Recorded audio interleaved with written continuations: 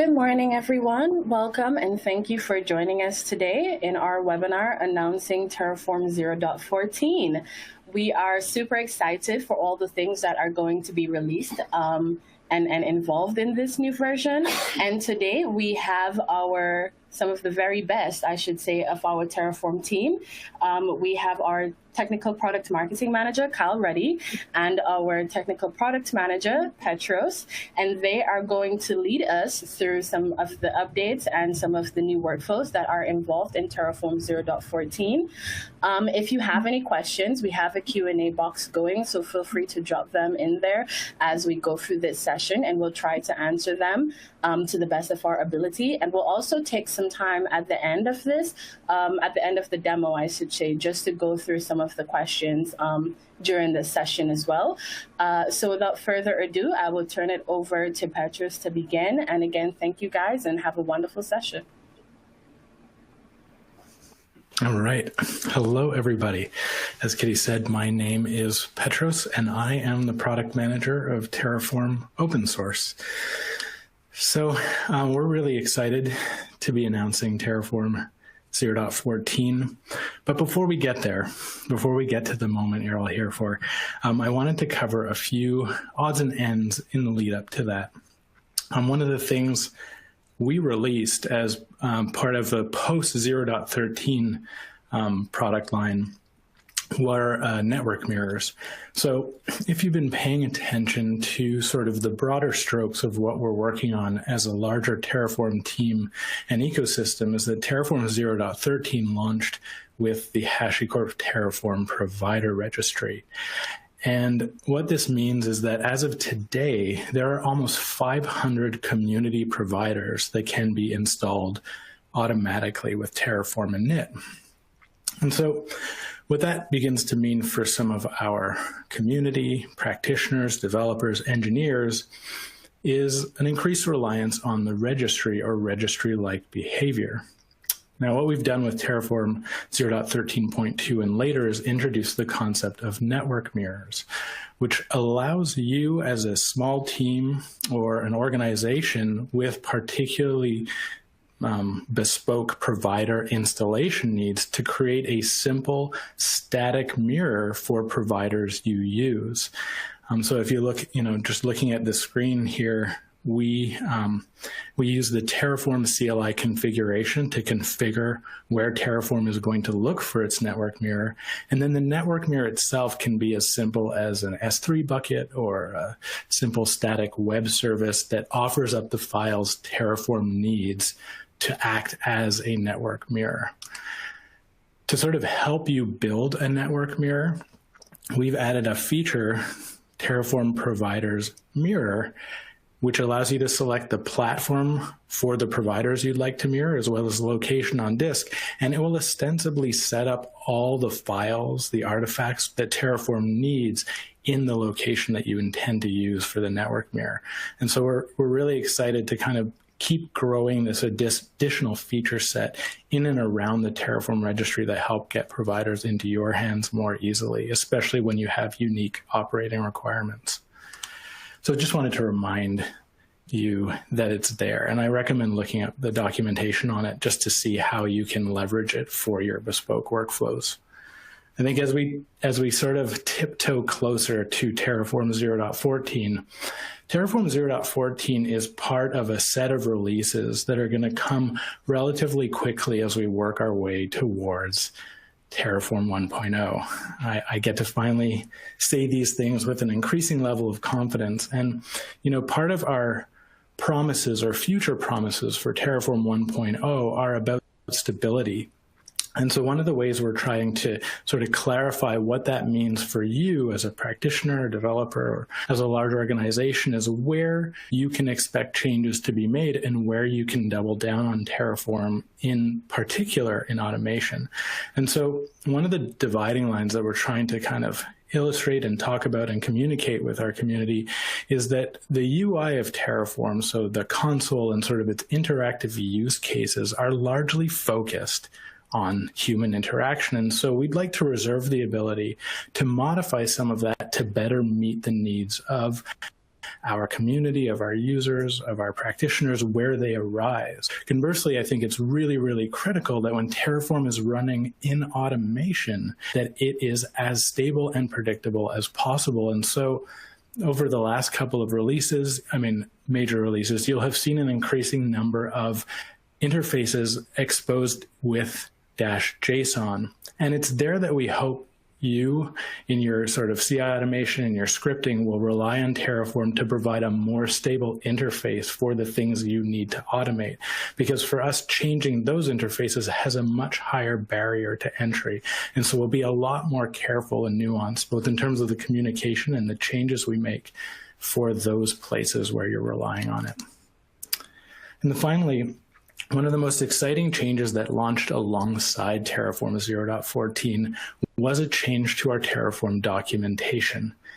Again, 0.14 is about stability and sort of the long-term viability of Terraform. And so we decided, our education team at HashiCorp decided to split up the CLI and language docs so that it's clearer for you, when you're looking for something nuanced, something technical, you know where to go. I know personally, when I've looked through the documentation, I've often found it difficult to know exactly where what I'm looking for is. And I think that's because the CLI documentation was so intertwined with the language. And even in just the week that this has been available, I have found myself wondering, where something is, going to look where I think it might be, and it being there. So we are really excited for this small, simple change to really empower our community. I would remind those of you who are new to Terraform, however, who have not spent a lot of time in the ecosystem, to go take a look at HashiCorp's Learn Guides, and we'll provide a link for that later on in today's webinar, because those are the best way to get on to Terraform. But let's get to the main course. So Terraform 0.14, it's what you're all here for. It's what I'm here for. And we're really, really excited with this release. The first major change to Terraform 0.14 is the new concise diff. So we are really, really excited to give our community the ability to make better decisions about what Terraform is changing. And I think that's an important nuance here, is that the concise diff is about the changes Terraform is going to make to existing infrastructure, helping you make better decisions. And sometimes that's not just better decisions about what Terraform's going to do, but in a pinch, if you're running Terraform in automation, for example, more quickly being able to identify what Terraform has done. Commitment to making Terraform more predictable, more understandable, more clear as we get to Terraform 1.0. In 0.14, the concise diff is actually being shipped as an opt-out experiment. So if you don't like it, you can turn it off. We would like to make it the default, and we are hoping that over the course of this release, we'll get enough feedback to confirm that the decisions we made here are the best for the bulk of our practitioners.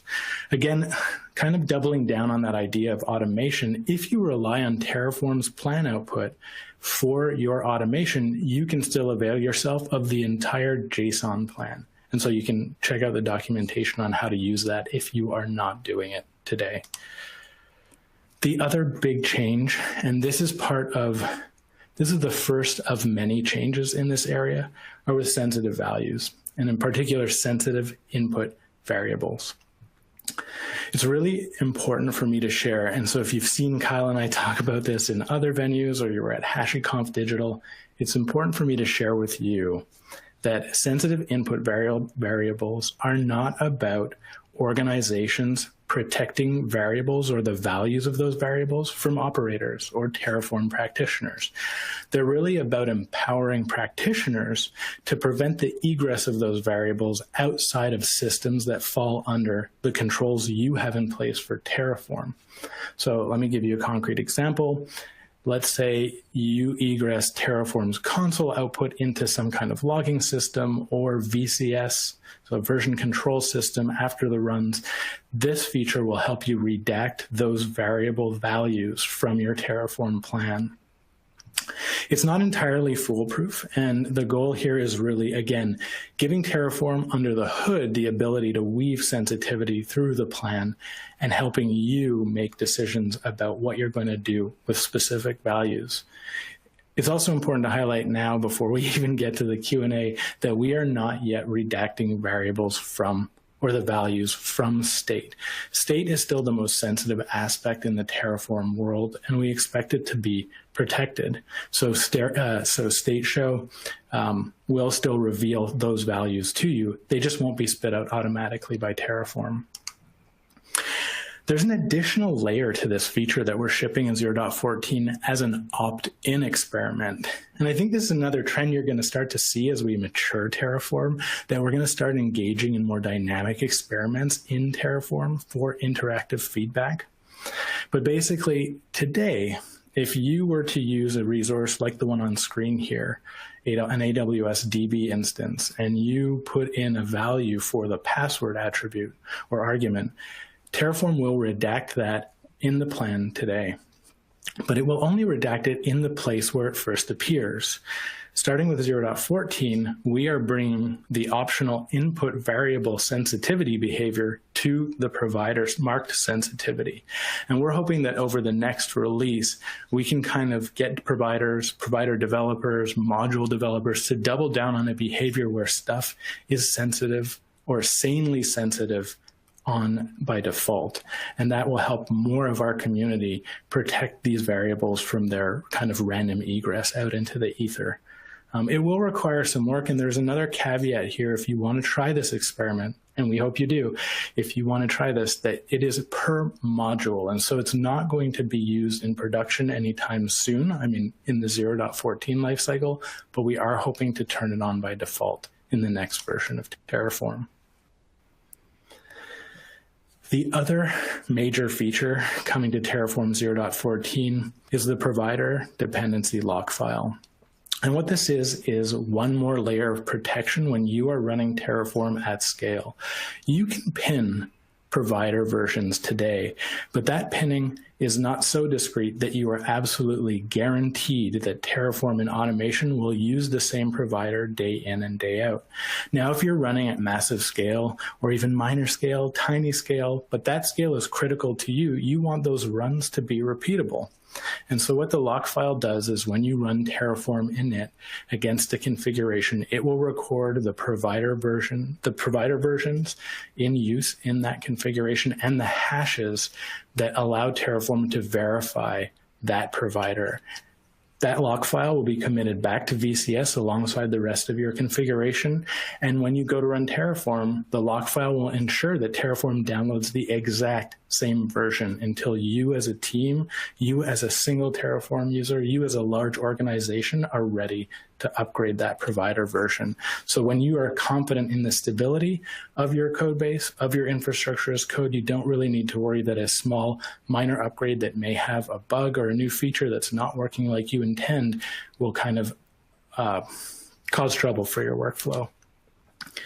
Kind of like the Terraform the network mirrors, there is an additional command here to help you utilize this at scale. There are cases where if you are using a custom provider initialization configuration like a network mirror, your lock file may not be populated with all the versions of the provider for a given platform, so for all the platforms in use.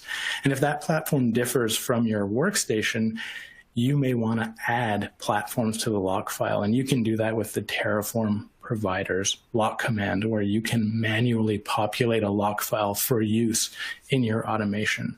It's not something everybody is going to need, but it is there, and I would recommend you checking out our upgrade guide to see, how to take advantage of these new features, where they might help you in your custom workflow. We're also bringing new conditions for variable validation. The experimental variable validation that came out late in the 0.12 lifecycle and made its way into 0.13 as production ready was, I think, one of the most surprising features for me as the product manager, to see the community just explode with needs and wants around this feature. And we wanted to make sure that we were evolving it if slowly, but continuing to evolve it so that you knew it was important to us.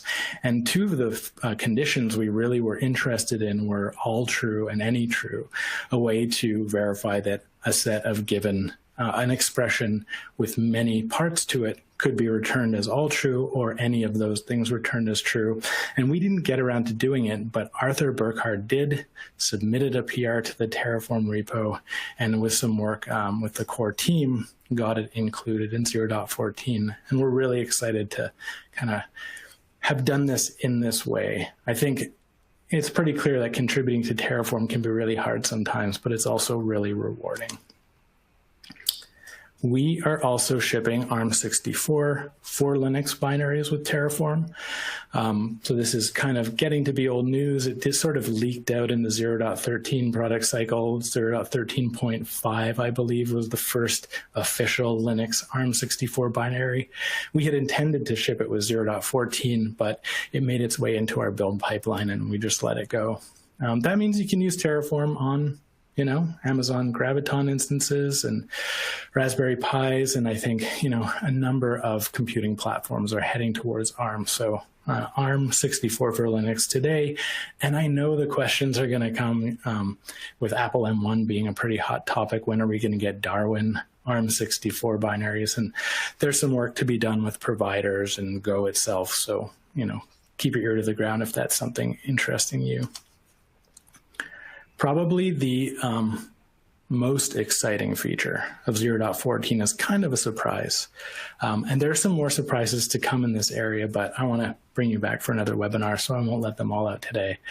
But part of our Terraform 1.0 work and our Terraform 0.15 work is really thinking about forward compatibility. We know that working with Terraform, sometimes even between Z releases, has been painful, where you inadvertently upgrade a state file and you can't go back, you want to.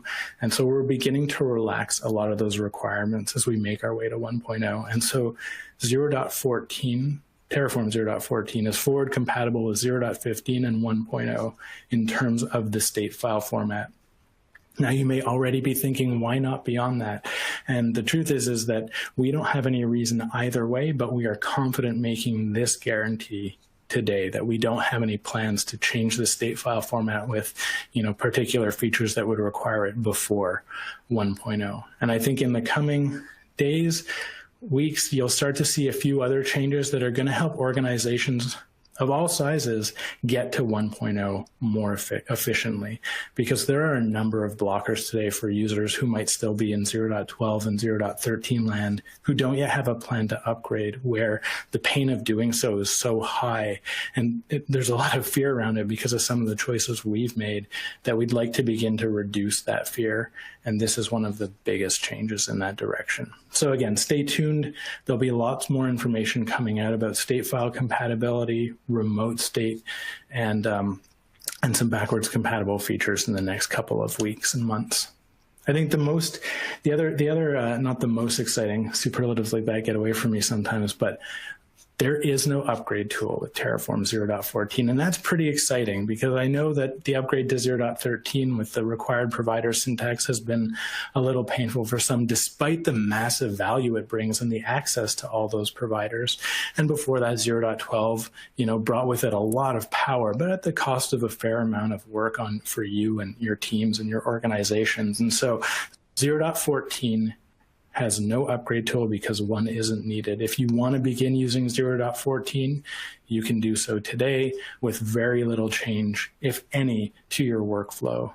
Again, I'd ask you to look at the upgrade guide, and it's an upgrade guide not so much in what's going to break, but rather how to take advantage of the new features in Terraform 0.14.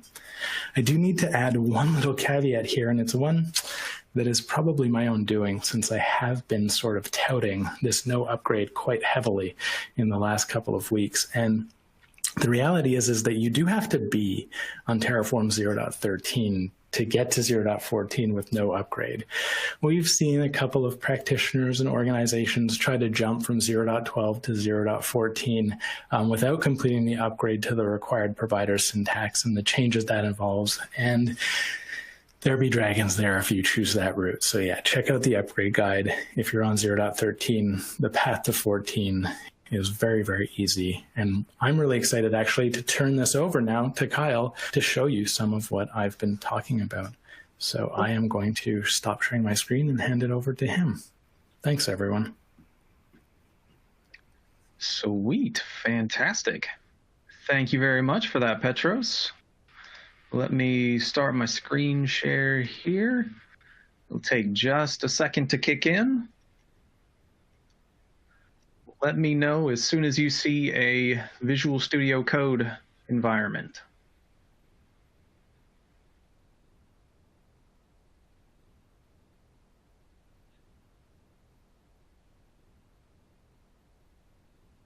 Petros or Kitty, can you see that yet? I can see your code. Sweet. Okay. Good deal. Okay, so let's talk about some of these improvements that Petros has been talking about. One of the most impactful things, I think, in terms of my usage of Terraform is around concise diff. Really being able to isolate down to exactly what I need to know about what's about to change within my infrastructure that's being out to Azure. If you've seen any of the other videos that Petros and I have done, we've used VMware, we've used AWS, we've used all kinds of providers. So concise diff is not limited to any of those resources.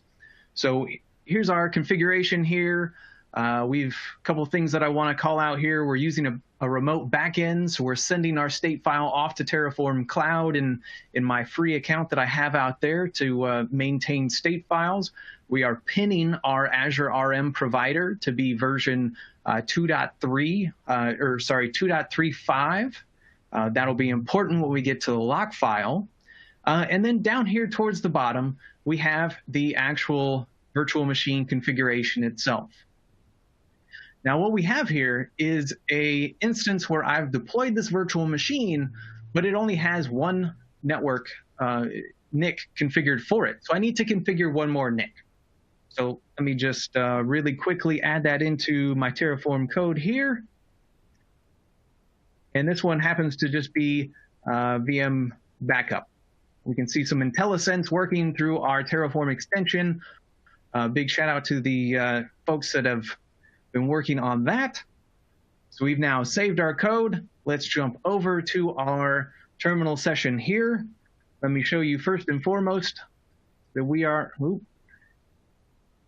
using Terraform version 13 still, 0.13.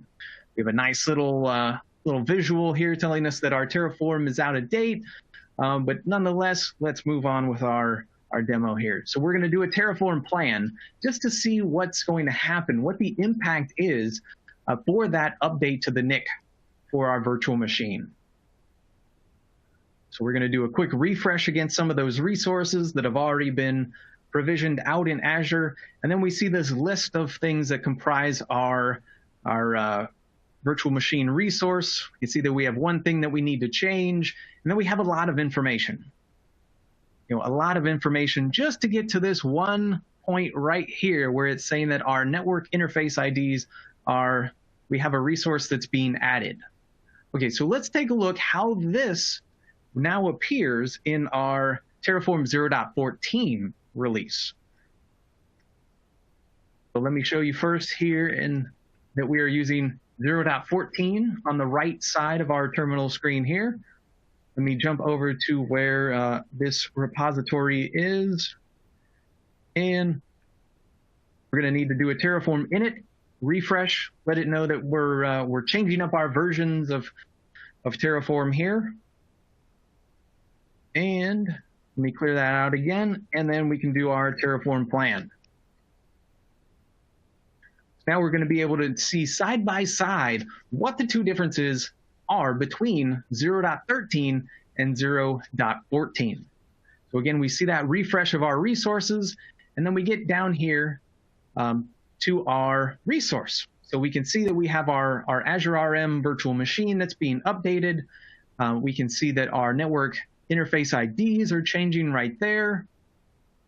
In fact, we can scroll our right side there. And then importantly, what's happening is that we're hiding the things that are not being impacted.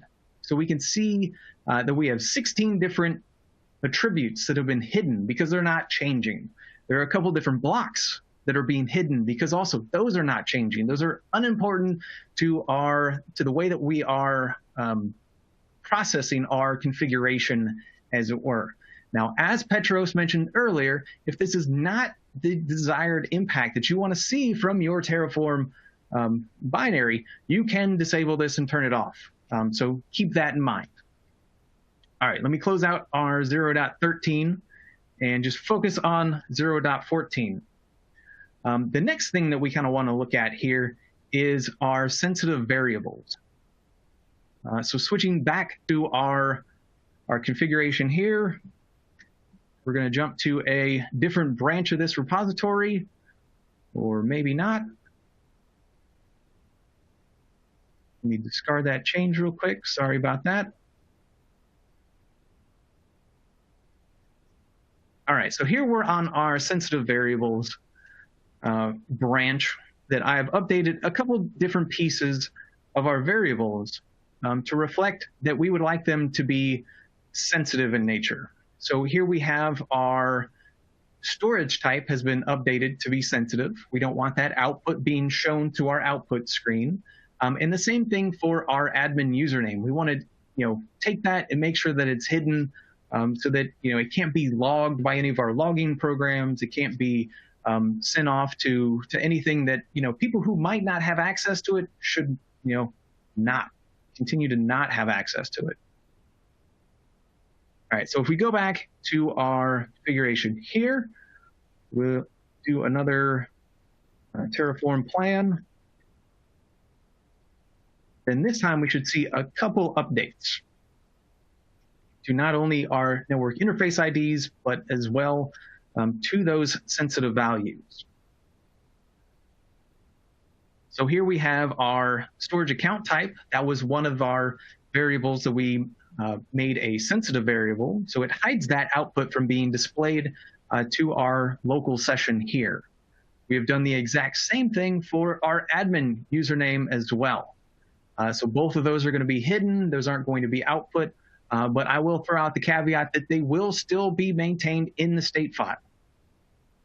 Now, one of the other things that Petros kind of touched on there is around some of the providers that also have the ability to build in sensitivity. So I'm going to go ahead and add sensitivity to our admin password and just quickly rerun this just to show you that the Azure Provider is actually already marking that as sensitive within the configuration itself. So even if we mark it as sensitive, it's not going to impact that at all. It's going to maintain, notice the difference here, the password is a sensitive value, whereas our admin username as well as our storage policy there are both marked as sensitive. So this is a really cool use case where the provider is kind of looking out for us and trying to maintain that security around our configurations. Okay, let's move on to another look here at some variable validation. So let's jump to taking a look at using variable validation and applying this to our location. So we're deploying these items to Azure. However, we only want our users or our consumers, our deployers, to be able to create infrastructure as part of US East. So either, in this case, US East or US East 2. So we're using one of the new conditions that are available with Terraform 0.14 called anyTrue. And in this case, we're going to supply it a list and tell it we would like our location to exist as one of those items. And so if any of those checks are going to be true, it's going to return true, and then we're good to roll forward with our configuration. So we're going to go ahead and do another plan. However, we're going to do an update. We're going to provide, actually, here, let me clear this out. Get it to the top so you don't have to stare at the bottom of my screen. So we're doing a Terraform plan. We're going to do a var So that means that we're inputting a manual variable. We're going to do location equals, let's do West US. So running our plan, we're going to hit that Terraform or variable validation through Terraform immediately without doing any sort of planning or run operations itself. We're going to get a nice little output that says, hey, these resources should reside in one of the East US locations. So kind of nice way to kind of sanitize the input of our variables there. Then we have another one that we can make use of that is all true. So if we scroll down here to our VM size, in this case, we are going to be looking at our validation code, and we would like to match our input for that variable to several different conditions that we would like to be true. So in this case, we're going to use some regex to say that we would like the input to begin with standard. And then we're going to use another expression here through regex that we would like it to end with either a 0 or a 4 so that we can kind of maintain the size of this virtual machine that we deploy within Azure to maintain that size of standard 0 through standard 4. That helps to maintain cost and some consistency throughout our environment. So jumping back to our Terraform code here, let's do another plan. We're going to do a var of, let's say, VM size. Let's do just a standard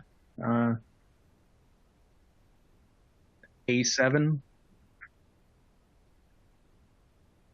It's going to check our variable validation. It's going to look and see, standard, that's applicable. A7, that is not. It needs to be between 0 and 4. So if we update our variable input here and tell it that we would like this to be a standard of A4, run this again.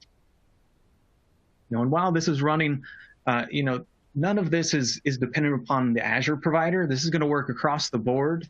And shout out to the folks that created the issues for this, because this is definitely something that's incredibly useful. So as we can see here, we have our input here causing our update of our size to go from A0 to A4. So in this case, updating that variable worked and matched both of our regular expressions there to go through and approve. All right, so the next big thing that I want to take a look at is that lock file. I saw some of the questions that were coming in about that, so there seems to be, I want to talk about that and show you exactly really how that works. So let's jump our branch over back to main. Clear this out, and then we're going to go ahead and lock this, our configuration here. So we'll do a Terraform providers and lock. So we're saying that we only want this Terraform configuration in the way that it's being deployed right now to use that Azure RM provider that's 2.35. So we can verify and kind of check out what's being called in that file through that, easily cat that out. So here we can see that our version there is 2.35. We can see that even though, I skipped ahead a little bit, I'll show you that. But one of the things that's happened here is when I switched to that main branch, it actually updated our Azure provider within the required providers block to say that we're looking for anything that's Azure RM that's 2.0.0 and above. So in this case, because we've already been using 2.3.5, it locked in on that version because that's what we've been using. That's what it knows as our good instance there, and maintains that. So just to verify here, by scrolling up, we can see that our Azure providers, Azure RM, is now looking for above, anything that's equal to or above 2.0. So what happens when we're ready to update? Let's do another with Terraform initialization. Now that we have that our required provider input has been updated. But see, we're still using 235. So it's still saying that we have that lock file. It's there. That's what we're going to maintain as part of this. Now, one of the things that we can do to kind of help override that is we can now do a Terraform init and then call out the upgrade. What's going to happen there is now it's going to reach out. We can see that our new version, our required provider version there has been updated to be looking for anything that's above 2.0. So now we can see that we are, instead of using 2.35, we're using 2.39. And again, we can kind of check out our lock file here to show exactly what's happening there.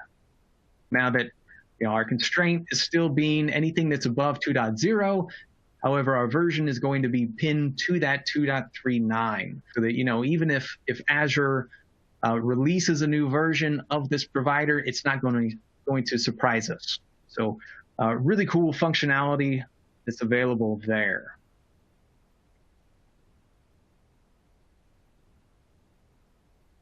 So with that, let me jump back to our presentation here, because that was the demonstrations that we have for you. So let's talk some additional resources, some of the things that Petros has gone over, some of the things such as the upgrade guide.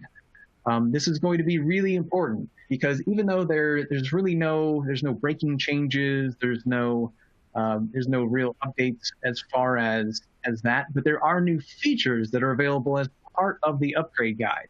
And of course, I do want to continue to stress the caveat that you do have to be on 0.13 in order to go to 0.14. Otherwise, you have the possibility of running into some headaches.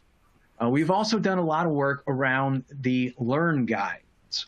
So there's the Learn platform from HashiCorp. Out there are a ton of great resources that kind of walk you through, guides you through the usage of some of these brand new features that have been released as part of 0.14. And then lastly, we have a great blog series that's been going on for all of these new updates to 0.14 that are out there on the HashiCorp blog. I'll share those in the comments here shortly. And then, of course, 0.14 is now available. And as per my terminal session there earlier, it's even been already updated to 0.14.1. So with that, let's open it up to do some Q&A if we have any that still need to be addressed. We have been getting lots of amazing questions, Kyle. Lots of them. Fantastic. So I've got a few that I wrote down while you were doing your demo. I think before I get to the questions, I think there are a couple open ones, which are, can we make your files from the demo or something like that available after the fact, Kyle? Yeah, sure. I can share it out through GitHub. Cool. Because then you'll have access to the different branches as well, so you can kind of see exactly what I was doing Awesome. As I walk through the demo there. Cool.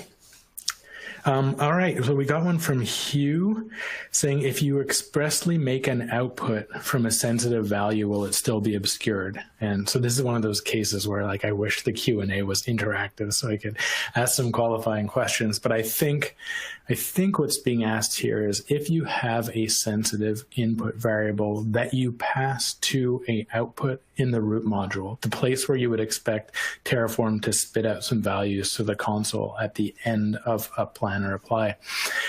The reality with sensitive values, or the behavior currently, is that output, if it is not marked as sensitive, will actually cause an error. Again, we're erring on the side of protecting those values from accidental egress. And so this was actually one of the reasons why the provider-specific sensitive attributes were not made as a default, on by default feature in 0.14, because module authors may be using providers where an attribute or an argument is sensitive, passing it to an output and accidentally exposing it somehow, or at least not being completely aware of the ergonomics of the new sensitive behavior. And we did not want anybody's existing configuration to just straight up break. But with marking input variable values as sensitive, because that's a feature you need to adopt, we also want practitioners to be ensuring that the matching output, if that is consumed somewhere, would also be marked sensitive. So if you don't do that, if there's a sensitive value that hits an output, so a value anywhere in the plan that is marked sensitive, whether that's what we're doing today or some future state of Terraform, right now that output will error unless it too is matched up with a sensitive equals true attribute attached to it to prevent the display.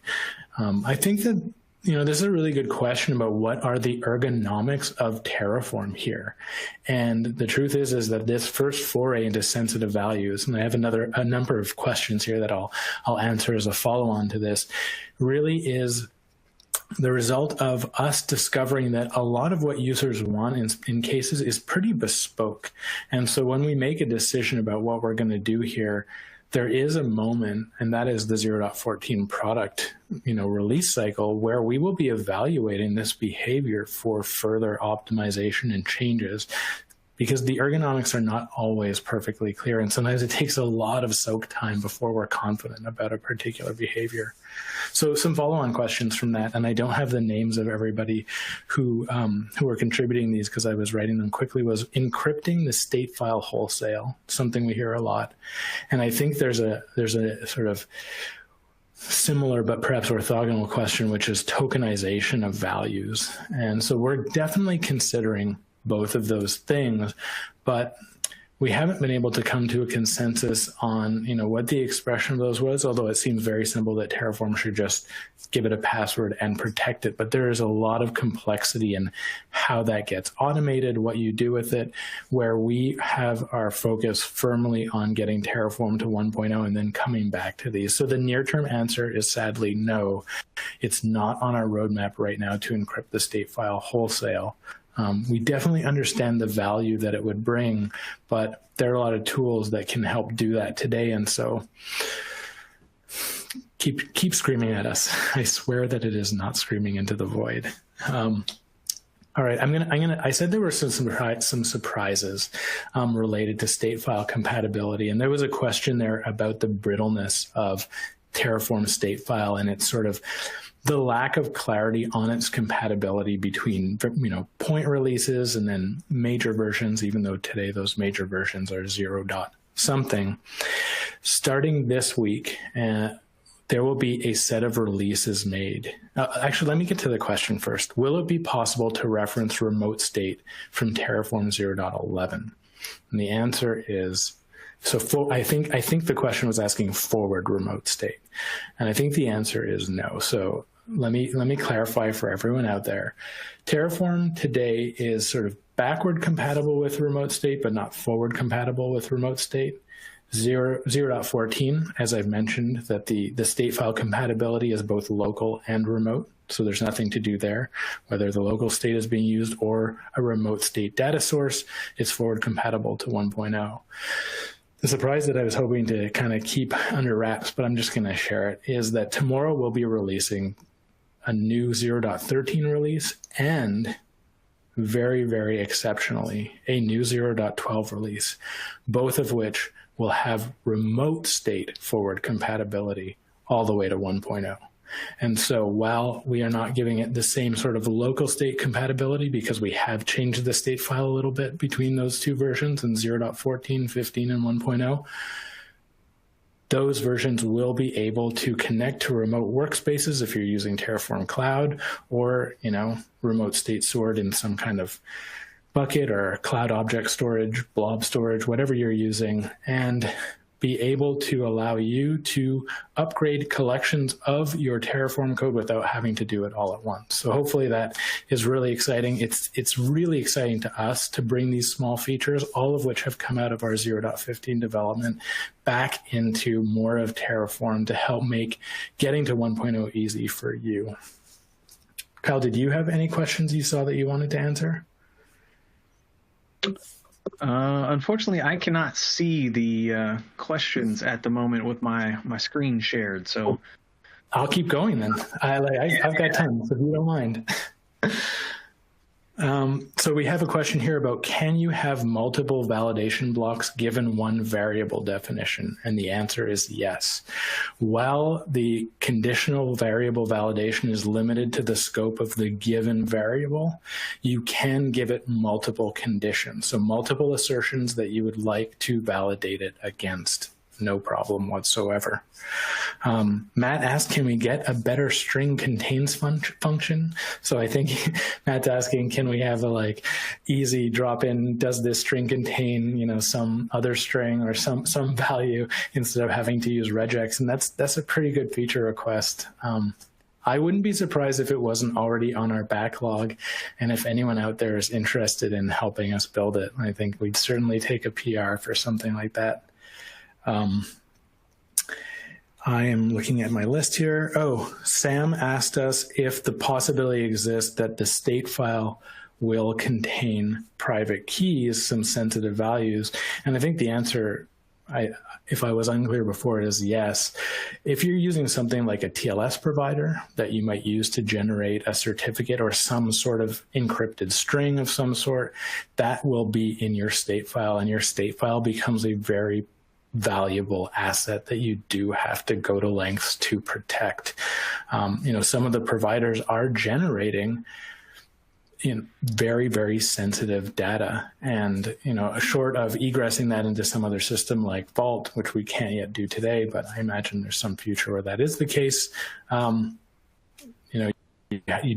have to take care with your state file. I'm looking over here. Oh, flags for concise diff. So there were a couple of questions around turning on and off concise diff. One of the most challenging things we have to do as a Terraform team is try to make a decision that meets the bulk of our use cases. And it's one we don't make lightly. I know sometimes it probably feels that way when we make a decision that goes against your workflow or that kind of negatively affects you. First of all, we want to hear about it. Every voice helps inform the decisions we make. But with concise diff in particular, this was born out of a discussion where Terraform was kind of okay in 0.11, got very, very verbose in 0.12, and that made it hard at scale to make actionable decisions. And so we're hoping that the decisions we make, the design decisions with what we're showing you, are the best for most users.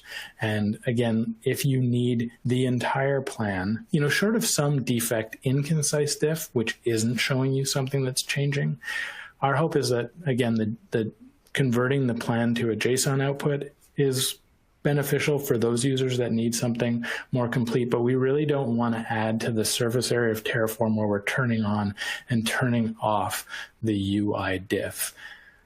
We are open to feedback though, and that is why it's an on by default experiment here. If in 0.14 it is really, really bothering you, you can disable it for your runs and turn off the experimental behavior with an environment variable.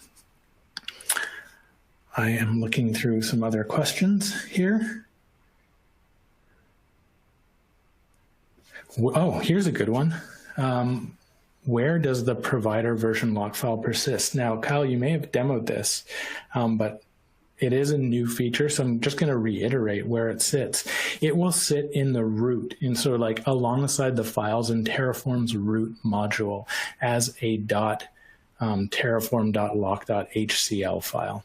And so it'll be hidden from, a regular directory listing, but it is there as a hidden file that you should be committing to your version control system for use in automation.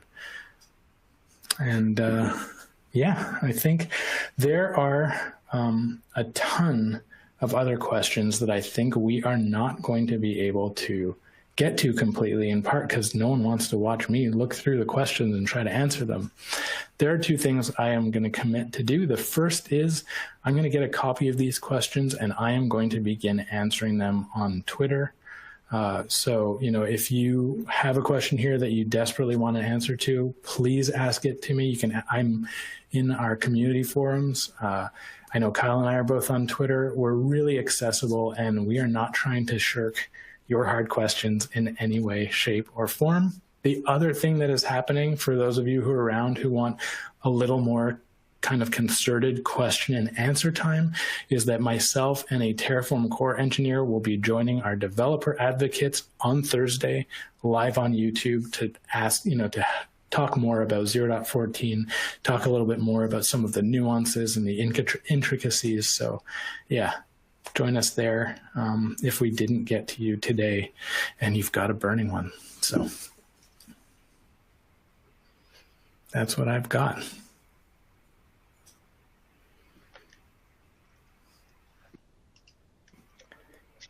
Hi, sorry. So just wanted to say thank you to everybody for joining us for today. And also thank you to Petros and Kyle for the awesome webinar and walkthrough. Feel free to reach out to us at discuss.hashicorp.com if you have any more questions about the Terraform release. And also, too, we will be sending out a follow-up email for this webinar. It may be about 2 to 3 days post-processing, which will include access to the recorded version. And you can also find it on YouTube. So thank you, everyone, for joining, and have an awesome day.